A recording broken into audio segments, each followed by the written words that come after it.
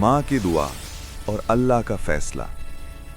एक छोटा सा गांव था, कच्ची गलियां, मिट्टी के घर और एक टूटी हुई सी मस्जिद।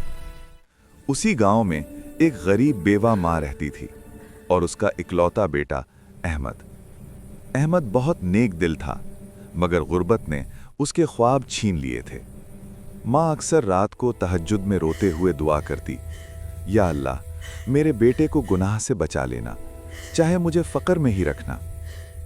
अहमद शहर काम की तलाश में गया। एक दिन उसे गलत रास्ता आसान लगने लगा।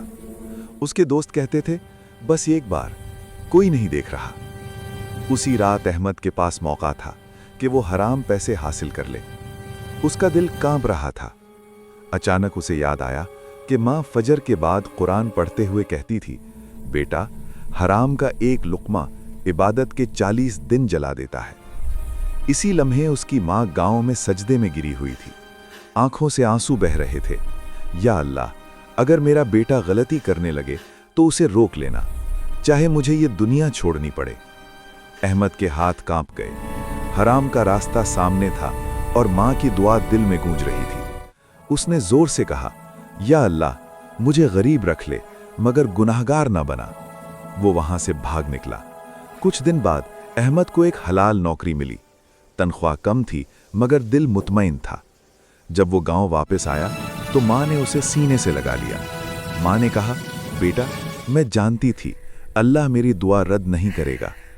चंद माह बाद माँ इस दुनिया से रुखसत हो गई। माँ के जनाजे पर अहमद रो रहा था और कह रहा था, ए अल्लाह, तूने मुझे संभाल लिया, मगर मेरी माँ वापस दे दे।